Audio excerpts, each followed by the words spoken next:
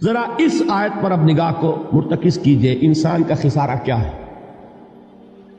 دیکھیے، سب سے پہلے میں آپ کی توجہ دلاؤں گا، ذرا آنکھیں کھول کر قلب حساس کے ساتھ نوع انسانی کا مشاہدہ کیجئے، کیسے کیسے دکھ، کتنی تکلیفیں، کتنی محنت، کتنی مشقت ہے جو ہر انسان کا مقدر۔ قرآن مجید میں ایک مکمل سورت ہے، سورت البلد، اس میں اللہ تعالیٰ نے متعدد قسمیں کھا کر ایک بات کہی، لا اقسم بہذا البلد وانت حل بہذا البلد ووالد وما ولد لقد خلقنا الانسان فی کبد۔ ہم نے انسان کو مشقت ہی میں پیدا کیا، یہ مشقت ہر انسان کا مقدر ہے۔ لوگ گھروں کو چھوڑ کر آئے ہوئے ہیں، کہاں کہاں انسان جاتا ہے، یہ اس دنیا میں محنت اور مشقت۔ ہاں، ایک مغالطہ ہو جاتا ہے کہ شاید یہ محلوں میں رہنے والے جو ہیں انہیں کوئی مشقت نہیں، انہیں کوئی دکھ نہیں، حالانکہ حقیقت یہ نہیں ہے۔ جو جتنا امیر ہے آپ دیکھیں گے اس کی جسمانی مشقت کم ہے، ذہنی کوفت زیادہ ہے۔ ٹرینکولائزرز کی انہیں ضرورت پڑتی ہے، انہیں سیڈیٹیوز چاہیے، خواب آور دوائیں مزدور کو نہیں کبھی ضرورت پڑے گی۔ وہ 8 گھنٹے کی محنت کرنے کے بعد احساس ہوتا ہے کہ وہ صبح ہی کی خبر لے گا۔ اور یہ وہ لوگ ہیں کہ جن کو ہپنوٹکس، خواب آور دوائیاں، سیڈیٹیوز، مسکن ادویات، یہ سارا لیبلیم اور یہ ویلیم اور یہ فلاں اور یہ فلاں، یہ کہاں جاتے ہیں؟ ذہنی سکون اور اطمینان انسان کو حاصل نہیں۔ کسی کی جسمانی مشقت ہے، کسی کی ذہنی مشقت۔ میں آپ کو یاد دلانا چاہتا ہوں مہاتما گوتم بدھ کا معاملہ۔ 30 برس کی عمر میں کپل وستو کا شہزادہ محل کو چھوڑ کر نکل گیا، جوان بیوی کو سوتا ہوا چھوڑ کر گیا، شیر خوار بچے کو چھوڑ کر گیا۔ راجدھانی میں رہنے والا محل کا باسی، جسے یہ معلوم ہے کہ باپ کے بعد مجھے یہ سلطنت ملنے والی ہے، کیوں گیا؟ کبھی کبھی آپ نے سوچا؟ اس نے انسان کے غم اور دکھ کا مشاہدہ کیا۔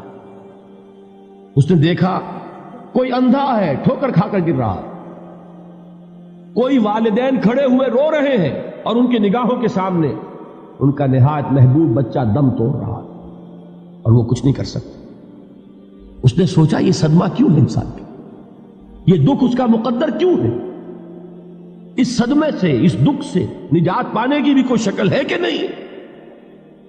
انسانوں کی ایک عظیم اکثریت، شاہ ولی اللہ دہلوی رحمۃ اللہ علیہ کے الفاظ ہیں کہ وہ لدو اونٹ اور کولو کا بیل بن کر زندگی بسر کرتی ہے۔ جو 8 گھنٹے تک اینٹیں ڈھو رہا ہو، اس شخص کا تصور کیجیے آپ، وہ واقعی انسان ہے یا حیوان بن گیا ہے؟ اور 8 گھنٹے کی اس محنت کے بعد بھی ہو سکتا ہے کہ 2 وقت کی روٹی اسے پوری نہ ملے۔ اور یہ تو ہو سکتا ہے، نہیں ہوتا ہے کہ اگر بچہ بیمار پڑ گیا ہے تو شاید کوئی برتن بیچے بغیر اس کی دوا کا سامان نہ کر سکے۔ ایسا شخص کتنے بوجھوں تلا دبا ہوا ہے، کتنی مشقت کے اندر پسا ہوا ہے۔ لدو اونٹ اور کولو کا بیل انسانوں کی عظیم اکثریت کی سطح پر زندگی بسر کرتی ہے۔ لیکن آپ کو معلوم ہے کہ کولو کے بیل کے لیے مشقت ہی مشقت ہے، اس کے احساسات یہ نہیں ہیں جو کہ ان سے انسان کو جو صدمہ پہنچتا ہے۔ ایک بیل کو اس سے کوئی غرض نہیں کہ اس کا کوئی بچہ بھی تھا کہ نہیں تھا، اس کو کوئی بخار ہوا ہے یا کیا ہوا ہے، اس صدمے سے وہ بیل بچا ہوا ہے۔ گھوڑے کو کوئی پتہ نہیں کہ میرا بھی کوئی اولاد میری ہے یا نہیں ہے، اور مجھے اس کا کوئی صدمہ ہے یا دکھ ہے، کوئی پتہ نہیں۔ لیکن انسان کا معاملہ یہ ہے کہ والدین کو جو جو دکھ دیکھنے پڑتے ہیں اپنے بچوں کے لیے، اپنی اولاد کے لیے۔ رات کی نیند ہے حرام ہے اس لیے کہ بچہ بخار میں تپ رہا ہے یا درد سے تڑپ رہا ہے، لہذا نہ ماں سو سکتی ہے نہ باپ سو سکتا۔ میں نے ایک موقع پر دیکھا، لاہور میں کیروسین آئل، اس زمانے میں ابھی سوئی گیس نہیں آئی تھی، اور اکثر و بیشتر جو ہے یہی مٹی کا تیل جو ہے ایندھن کے طور پر استعمال ہوتا تھا، اس کی شارٹیج ہو گئی تھی۔ تو کئی فرلانگ لمبی قطاریں لگتی تھی ان دکانوں کے باہر، ڈپوں کے باہر، اور ایسے ایسے منظر بھی کہ ایک خاتون برقع پوش، ایک گود میں بچے کو لیے ہوئے، ایک کی انگلی پکڑے ہوئے، بوتل ہاتھ میں لیے ہوئے تیل کے لیے، اور کئی گھنٹے کھڑی ہے دکان۔ یہ مشقت انسان جھیلتا ہے کہ نہیں؟ غالب نے اس کا نقشہ کھینچا ہے کہ رنج سے خوگر ہوا انسان تو مٹ جاتا ہے رنج. مشکلیں اتنی پڑی مجھ پر کہ آسا ہو. ہم بھول جاتے ہیں، ورنہ واقعہ یہ کہ قلب حساس ہو اگر اور قید حیات و بند غم اصل میں دونوں ایک ہیں. موت سے پہلے آدمی غم سے نجات پائے کیوں. اچھا یہ تو ہوا لقد خلقنا الانسان فی کبد. حیوانات کا معاملہ ایک اور اعتبار سے آسان ہے.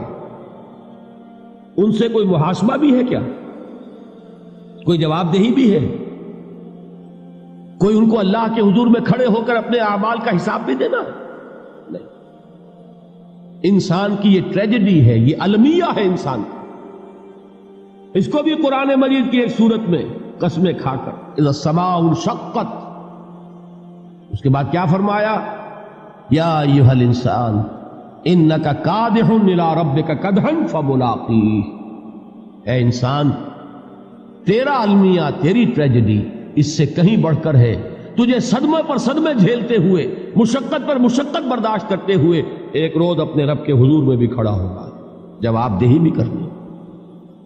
اس دن کے حساب سے، اس دن کے احساس سے جو بڑے بڑے ہماری امت کے عظیم جو گلے سرسبد ہیں، ان کا یہ حال آپ نے پڑھا ہوگا. حضرت ابوبکر صدیق رضی اللہ تعالی عنہ وہ ایک عجیب کیف کے عالم میں فرمایا کرتے تھے، کاش میں درختوں پر چہچہاتی ہوئی چڑیا ہوتا جس سے حساب کتاب نہیں ہوگا.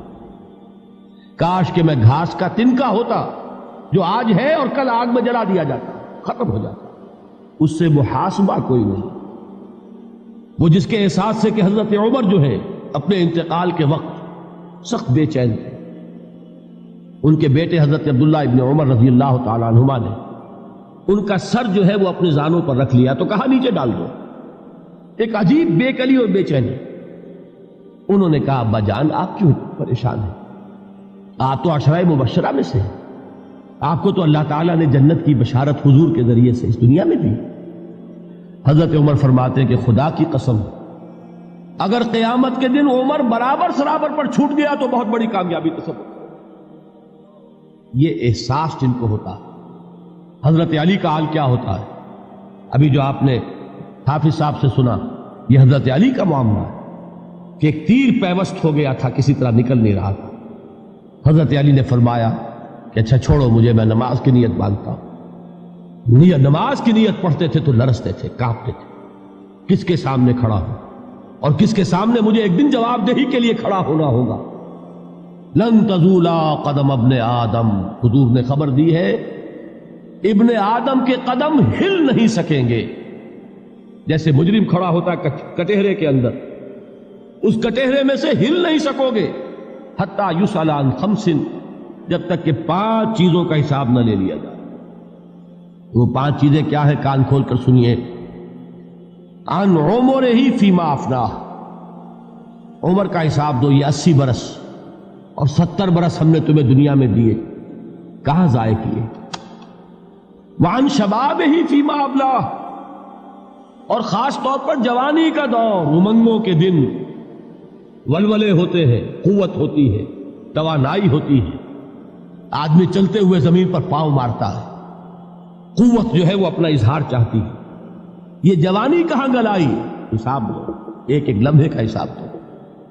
وَعَن مَالِهِ مِنْ أَيْنَ اكْتَسَبَهُ وَفِيمَا أَنْفَقَهُ، ایک ایک پائی کا حساب دو. مال کا کہاں سے کمایا تھا، حلال سے کہ حرام سے، اور کہاں خرچ کیا تھا، گل چھروں میں، عیاشیوں میں، یا نیکی کے کاموں میں، ادائے حقوق اللہ کے دین کے لیے. 4 سوال ہو گئے. 2 زندگی کے بارے میں، ایک زندگی پوری بحیثیت مجموعی کہاں کس کام میں لگائی، اور خاص طور پر شباب کا دور کہاں لگایا. 2 سوال مال کے بارے میں، کمایا کہاں سے، حلال سے کہ حرام سے، جائز سے کہ ناجائز سے، خرچ کہاں کیا. اور آخری سوال وعما عمل فیما علم، جو علم حاصل کیا تھا اس میں عمل کتنا کیا. علم کے انبار لگاتے چلے گئے اور عمل کے آغاز کی بھی نوبت نہ آئی. یہ علم جو ہے یہ اس روز سب سے بڑا وبال بن جائے گا. اتنا علم اور عمل کچھ نہیں، بجائے کہ کریڈٹ کا ذریعہ بنے یہ الٹا ڈیبٹ کا کھاتا بن جائے. یہ جواب دہی کا احساس ہے کہ جس کی وجہ سے انسان کی ٹریجڈی جو ہے وہ دوہری ہے. کوئی حیوان اتنے بوجھ تلے نہیں. مشقت کی، محنت کی، اس زندگی میں ختم ہوئے، اس کے بعد کوئی محاسبہ نہیں. اس کو بھی غالب نے خوب کہا ہے کہ اب تو گھبرا کے یہ کہتے ہیں کہ مر جائیں گے، اور مر کے بھی چین نہ پایا تو کدھر جائیں. یہ ہے وہ ہیومن ٹریجڈی